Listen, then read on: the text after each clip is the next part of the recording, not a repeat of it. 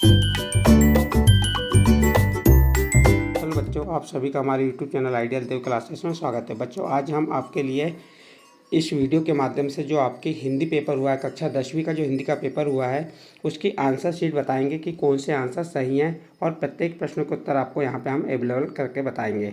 और ये जो सेट है, ये डी सेट है, तो आपको कन्फ्यूज़ नहीं होना। चाहे ए सेट, बी सेट और डी सेट सभी के प्रश्न सेम हैं, बस उनके क्रमांक चेंज हुए हैं। तो चलिए देखते हैं हम इसके जो प्रश्नों के उत्तर हैं। पहला प्रश्न हमारा क्या था? पहला प्रश्न है सही विकल्प का चयन कीजिए।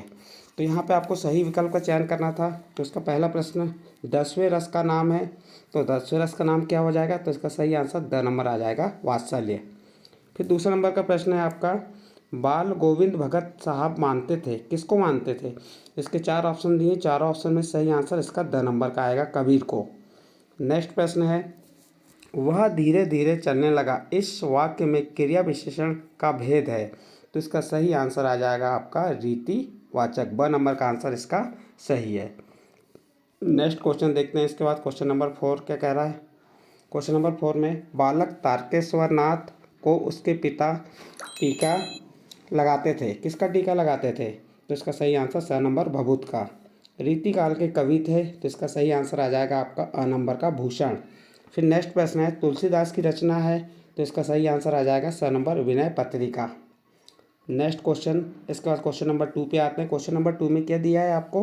रिक्त स्थान में सही विकल्प का चयन करिए। इसका पहला प्रश्न क्या कह रहा है?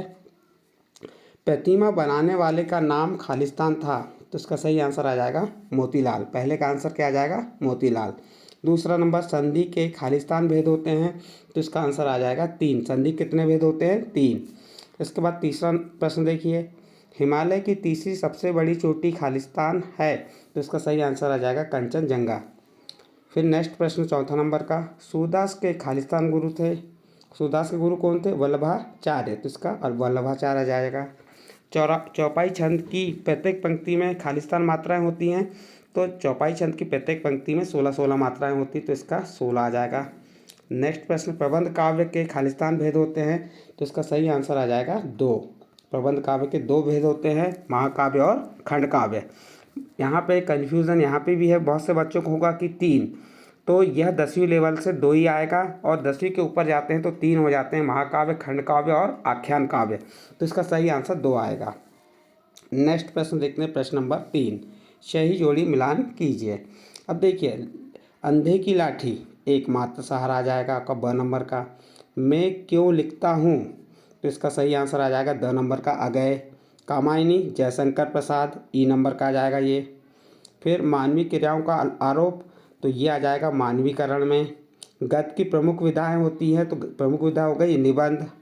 और लखनवी अंदाज, 6वें नंबर का आंसर आ जाएगा लखनवी अंदाज में यशपाल। तो इस प्रकार यहाँ पे आपकी सही जोड़ी का आप मिलान कर सकते हैं कि आपने सही किए या गलत किए हैं। नेक्स्ट प्रश्न आता है प्रश्न नंबर 4। देखिए प्रश्न नंबर 4 में क्या दिया है? एक वाक्य में उत्तर लिखिए। समास के कितने भेद होते हैं? तो आप बता सकते हैं समास के कितने भेद होते हैं? 6 भेद होते हैं। एक अनार 100 बीमार, यानी एक वस्तु को अधिक चाहने वाले, एक अनार 100 बीमार कहलाते हैं।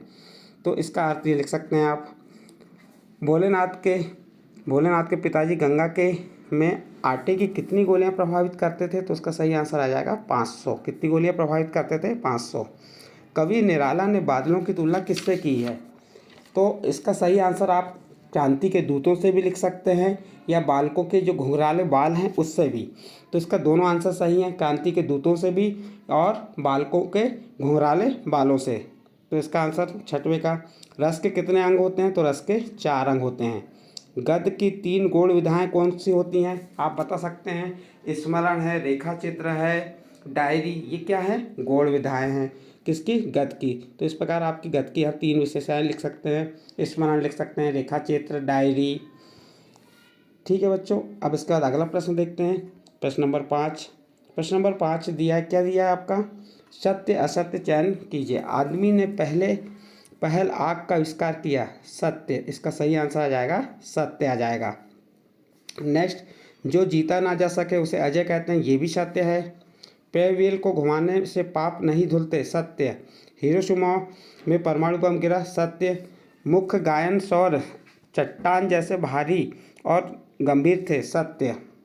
दोहा एक सममात्रिक छंद है, असत्य।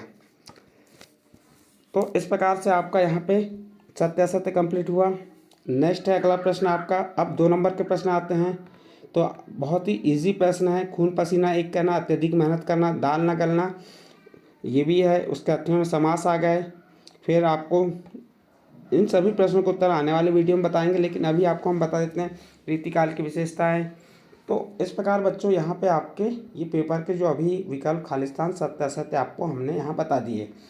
अब देखिए यहाँ पे आप कि आपने कितने मार्क्स क्या सही किए, कितने मार्क्स का गलत किए हैं, आप यहाँ पे चेक कर सकते हैं। यदि आपको हमारा वीडियो अच्छा लगा हो तो आप हमारे चैनल आइडियल देव क्लासेस सब्सक्राइब कीजिए, लाइक कीजिए एवं अन्य ग्रुप में शेयर जरूर कीजिए।